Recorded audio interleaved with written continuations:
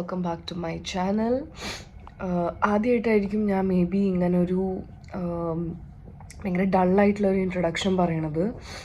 എന്നിട്ടും ഞാൻ എന്തിന് വ്ളോഗ് ചെയ്യുന്നു എന്ന് പലവർക്കും ചോദ്യം ഉണ്ടാവും. എന്തായാലും ഞാനും വിചാരിച്ചു, എപ്പോഴും നമ്മൾ ഹാപ്പി വ്ളോഗ്സ് അല്ലാണ്ട് നമുക്ക് എപ്പോഴെങ്കിലും ലൈഫിൽ വെയ്യാണ്ടാകുമ്പോഴൊക്കെ നമ്മൾ എന്താ പറയുക, അങ്ങനത്തെ ഒരു വ്ളോഗ് ചെയ്യുമ്പോൾ നമ്മൾ അതിനെങ്ങനെയാണ് ഡീൽ ചെയ്യുന്നത്, എന്നിട്ടും നമ്മളെങ്ങനെ വർക്കിന് പോകുന്നു എന്നുള്ളതൊക്കെ എനിക്കെന്തോ കാണിക്കണം തോന്നി. അതാണ് ഞാൻ അങ്ങനെ ഒരു വ്ളോഗ് ചെയ്യാൻ കാരണം. പറയാൻ മാത്രം വല്ലാണ്ട് വയ്യായി ഒന്നുമില്ല. എനിക്ക് നല്ല 2 ദിവസമായിട്ട് ഭയങ്കര ത്രോട്ട് പെയിനാണ്. അപ്പോൾ ഇവിടെ സ്വലനായിട്ടുണ്ട്, മരുന്ന് കഴിച്ചുകൊണ്ടിരിക്കണം. പനിക്കുന്ന പോലെ ഉണ്ട്, വയ്യ തീരെ. പക്ഷേ വർക്കിന് പോയേ പറ്റൂ. ഞാനിപ്പോൾ ഉള്ളത് ചണ്ഡീഗഡാണ്. എനിക്കിവിടെ നിന്ന് ഇനി ദുബായിലേക്ക് ഫ്ലൈറ്റ് ഉണ്ട്. അവിടുന്ന് തിരിച്ച് ഞാൻ ചെന്നൈയിലോട്ട് എത്തുമ്പോൾ നാളെ പുലർച്ചെ 2 മണിയൊക്കെ ആവും, അല്ലെങ്കിൽ 1:30 ഒരു സമയമാവും. അപ്പോൾ ഞാൻ രാവിലെ 5 മണിക്ക് എണീറ്റു. ഒരു 8:30 ആകുമ്പോൾ ബ്രേക്ക്ഫാസ്റ്റൊക്കെ കഴിച്ച് കടന്നുറങ്ങി വീണ്ടും. എന്നിട്ടിപ്പോൾ അതാ രണ്ടാമത്തെ ലഞ്ച് കഴിക്കാൻ വേണ്ടിയിട്ട് എണീറ്റു. എനിക്കിപ്പോൾ ചെക്കൗട്ട് ഉണ്ട്, 2 മണിക്ക് ഇവിടുന്ന് ചെക്കൗട്ട് ചെയ്യണം. ഇപ്പം സമയം 12:30. ഞാൻ എണീറ്റ് പതിയെ കാര്യങ്ങൾ ചെയ്യാൻ വിചാരിച്ചു. ഇപ്പോൾ 12:30 ആയി. എണീറ്റു, ഫുഡ് ഓർഡർ ചെയ്തിട്ടുണ്ട്. ഫുഡ് കുറച്ച് കഴിയുമ്പോൾ വരും. അപ്പം ഞാൻ മീൻവൈൽ ഒന്നുകൂടെ ബ്രഷ് ചെയ്യണം. ബ്രഷ് ചെയ്ത് ഗാർഗിൾ ചെയ്ത് ബെറ്റാഡിൻ വെച്ചിട്ട് ഞാൻ ഗാർഗിൾ ചെയ്യുന്നുണ്ട്. ഒരു ഭക്ഷണം പോലും എനിക്ക് ഇറക്കാൻ പറ്റില്ല, ഇവിടെ ഭയങ്കര വേദനയാണ്. ഇപ്പം ആൻറ്റിബയോട്ടിക്കൊക്കെ കഴിക്കുന്നുണ്ട്. അപ്പോൾ അതിൻ്റെ ക്ഷീണം വല്ലാണ്ടുണ്ട്, പനിക്കുന്നുണ്ട്. അതുകൊണ്ട് ഞാൻ AC ഓഫ് ചെയ്തിട്ടിട്ട് ഇപ്പോൾ ഇത് ചൂട് റൂം പോലെ ആയിട്ടുണ്ട്. അങ്ങനെ പുറത്ത് നല്ല മഞ്ഞുണ്ട്, ഞാൻ കാണിച്ചു തരാം നിങ്ങൾക്ക്.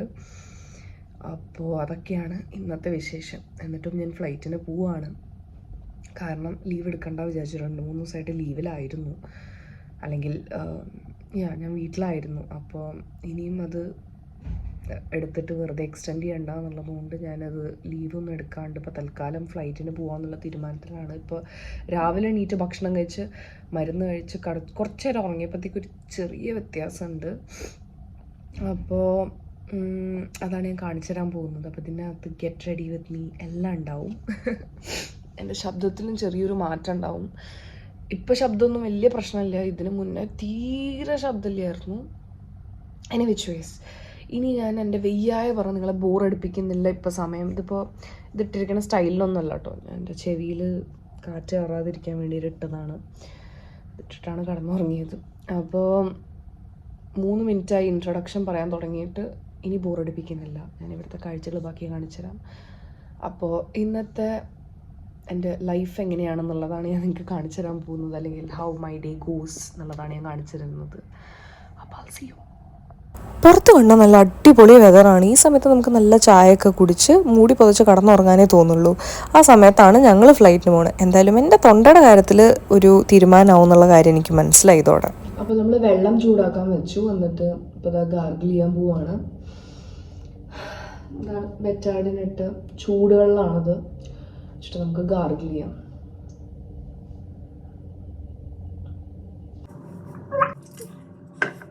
അപ്പം അങ്ങനെ ഇനി ആലോചിച്ച് നിൽക്കാൻ സമയമൊന്നുമില്ല. ഞാൻ ഓൾറെഡി മോയ്സ്ചറൈസർ അപ്ലൈ ചെയ്തിട്ടുണ്ടായിരുന്നു. അതിൻ്റെ മുകളിൽ സൺസ്ക്രീനും കൂടെ ഇട്ടിട്ട് ഞാൻ എൻ്റെ സ്കിൻ കെയർ കംപ്ലീറ്റ് ആക്കി. ഇപ്പം ഞാൻ വളരെ സിമ്പിളായിട്ടുള്ള സ്കിൻ കെയർ ആണ് ഫോളോ ചെയ്യുന്നത്.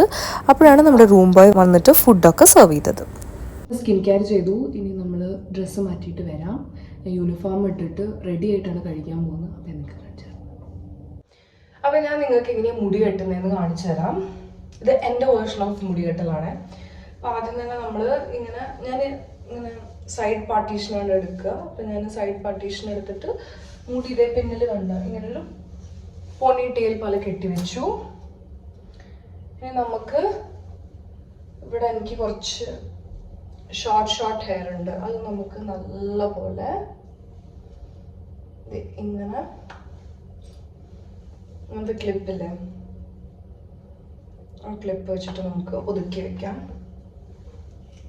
അതേപോലെ തന്നെ ഈ സൈഡിലും അങ്ങനെ ചെയ്തു. പിന്നെ കണ്ടോ, ഇതിനെ നമ്മൾ വട എന്നൊക്കെ പറയും. ഈ ഡാൻസിനൊക്കെ ഉപയോഗിക്കുന്നതായിട്ട് ഞാൻ പണ്ട് കണ്ടിട്ടുള്ളൂ. പിന്നെ ക്യാബിൻ ക്രൂ ആയതിനു ശേഷമാണ് ഞാനതൊക്കെ ഉപയോഗിക്കാൻ തുടങ്ങിയത്. ആദ്യം എനിക്ക് ഷോർട്ട് ഹെയർ ആയതുകൊണ്ട് ഞാൻ അഴിച്ചിടുമായിരുന്നു. ഇപ്പോൾ കെട്ടേണ്ട അവസ്ഥ വന്നതുകൊണ്ടാണ് ഈ സാധനങ്ങളോടൊക്കെ എനിക്ക് പരിചയമായത്. പിന്നെ അത് അങ്ങനെ വെച്ച് അതിൻ്റെ മുകളിൽ ഞാനൊരു എക്സ്റ്റൻഷൻ വെക്കും. എന്നിട്ട് യൂപിൻ വെച്ചിട്ടൊക്കെ സെക്യൂർ ചെയ്തിട്ട് അതിൻ്റെ പുറത്തൊരു നെറ്റ് ഇട്ട് പിന്നെ ഞാൻ യൂപിൻ വെച്ചിട്ട് സെക്യൂർ ചെയ്യും. കാണുമ്പോൾ ഭയങ്കര ഡിഫിക്കൽട്ടാണെന്നൊക്കെ തോന്നിയാലും ആക്ച്വലി സിമ്പിളാണ്. ഇപ്പം എനിക്ക് 5 മിനിറ്റ്സ് പോലും എടുക്കില്ല എൻ്റെ മുടി കെട്ടാൻ.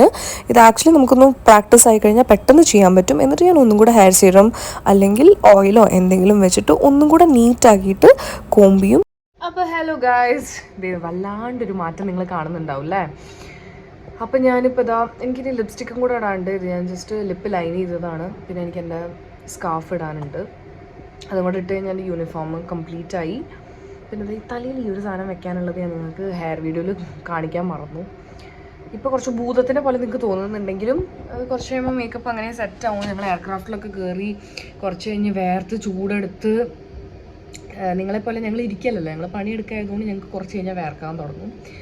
അപ്പോൾ എത്ര എയർ കണ്ടീഷനിങ് ഉണ്ടെന്ന് പറഞ്ഞാലും ഞങ്ങൾക്ക് ഫ്ലൈറ്റ് ടേക്ക് ഓഫ് ചെയ്ത് കുറച്ച് കഴിഞ്ഞ് കഴിഞ്ഞാൽ ഞങ്ങൾ അങ്ങോട്ടും ഇങ്ങോട്ടും നടക്കുകയായതുകൊണ്ട് തന്നെ ഞങ്ങളുടെ മേക്കപ്പൊക്കെ, പിന്നെ എയർക്രാഫ്റ്റ് എയർ കാരണം പ്രഷറൈസ്ഡ് ക്യാബിനല്ല, അപ്പോൾ അത് കാരണമൊക്കെ മേക്കപ്പൊക്കെ ഇളകി പോകാൻ തുടങ്ങും കുറച്ച് കഴിയുമ്പോൾ.